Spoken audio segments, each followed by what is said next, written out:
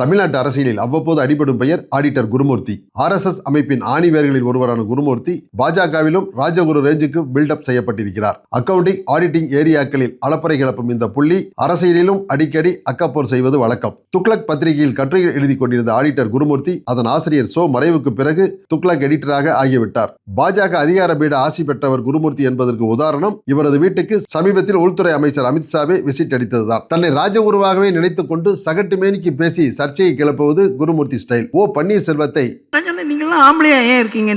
என்று கேட்டு உசுப்பி விட்டவர் இதே குருமூர்த்தி. சசிகலாவை சாக்கடை நீர் என்று விமர்சித்தவர் இந்த குருமூர்த்தி. நீதிபதிகள் அரசியல்வாதிகளின் காலில் விழுந்து பதவி பெறுகிறார்கள் என்று அவதூறு பேசியவரும் இதே குருமூர்த்தி. இப்போது பாமக ராமதாஸ் அன்புமணி மோதலால் குளிர் காய்வதற்காக தைலாபுரத்திற்குள் தலையை நுழைத்திருக்கிற இந்த குருமூர்த்தி பாமகவிற்கு தைலம் பூசுவாரா, தலைவலியாக மாறுவாரா என்பது போக போக தெரியும். நான் தப்பா கூட இருக்கலாம்.